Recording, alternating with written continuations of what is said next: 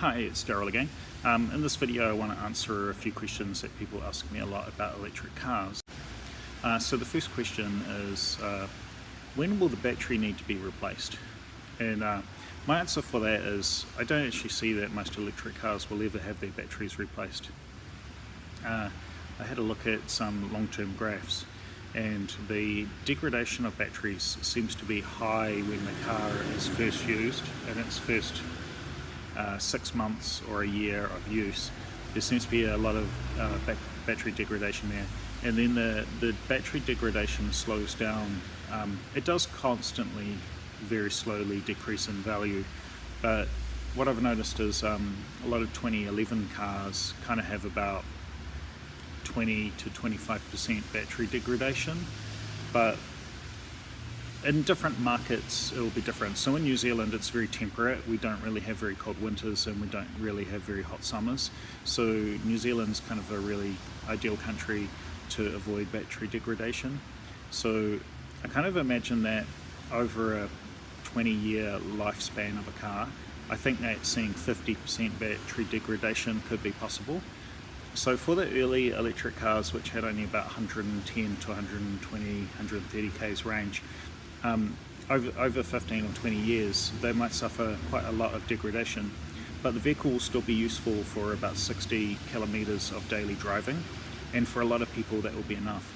The other thing is that fast charging has come in, and so there's a lot of cases where you'll be able to fast charge the car during the day. So people that might need to use the car for a bit of a longer journey, say you just need to randomly drive 100 kilometers one day, you might be able to fast charge and still use the vehicle in a practical way. You know, bear in mind that when a car's 15 or 20 years old, the price of it is they're worth only a small amount of money, you know, just a few $1,000s. So we'll get to the point where the wreckable value of the metal in the car is going to be the major value of the vehicle.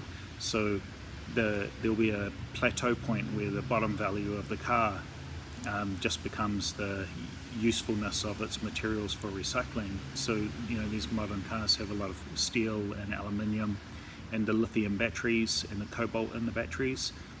All of those things will be things that recyclers will want to buy at some stage. So I don't imagine that people will ever change the batteries in the car.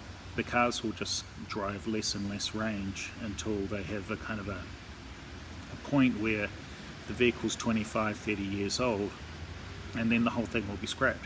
And depending on what market you're in, you might go, who has a car that's 25 or 30 years old? Well, in New Zealand, some people do, not that many. So what I've noticed is that most of the cars from the 1980s are off the road now, and the remaining vehicles from the 1980s, so we're talking 30 odd years, 28 years since it's been the 1980s. Any 1980s cars that are still on the road now are cars which have sort of classic designs, and people are keeping them because they like the vehicles in themselves. If you look around the streets in New Zealand, you'll see quite a lot of older 1990s cars, you know, a 1995 car, something like that, cars that are 23 years old at this stage.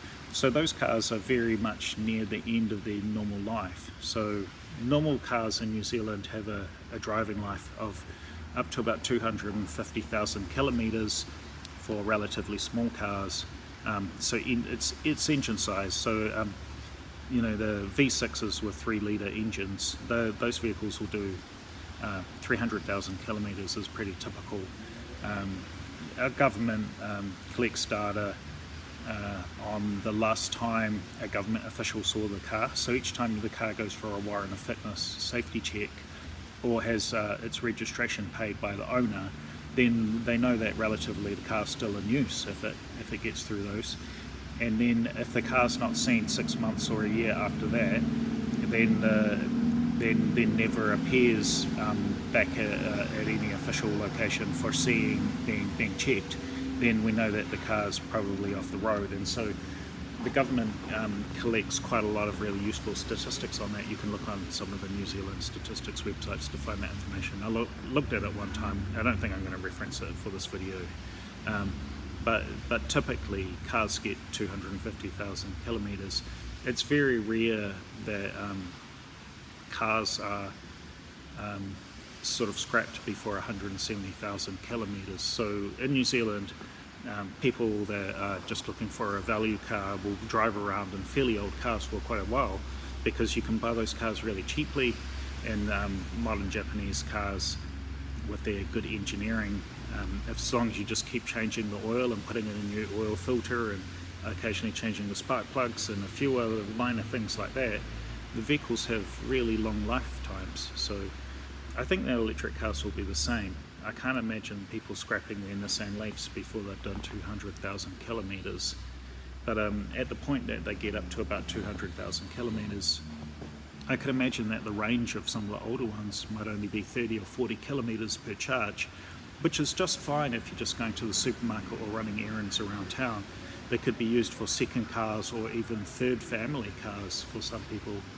So, you know, in New Zealand we have a lot of cars. I think there's almost as many cars as there are people, and I'm pretty sure that there are more cars than there are driver's licenses.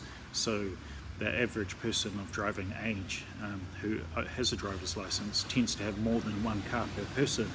I think we're really on that verge. Yeah, so New Zealanders, we love to keep driving our old cars. I guess, you know, driving your old car is one of the most environmentally and economically efficient things to do, because as long as the maintenance is, you just keep doing the maintenance, the vehicles tend to keep working. So yeah, I don't think we're ever going to change the batteries. On the other hand, it is possible that we might get to a point where it just becomes a very practical business. Electric cars don't tend to wear out as fast as petrol cars because there's far fewer moving parts, only a few dozen compared with a few thousand. So, you know, the number of moving parts in an electric car is so tiny, they're likely to have very long lives. So it might be a good business opportunity for somebody to refurbish batteries, especially for the Nissan Leaf, which is New Zealand's most popular electric car, more than half of the cars. So we're just a few weeks away from there being 10,000 electric cars in New Zealand, and so more than 5,000 of those are going to be Nissan Leafs. So if somebody gets into the business of opening up Nissan Leaf battery packs, taking out any failed cells, replacing them with new good cells, that could be a completely viable business for people to do. Maybe not right now, but in a few years.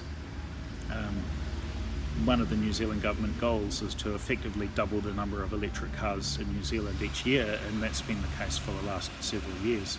So we really are at that point of getting into rapid mass adoption of electric vehicles.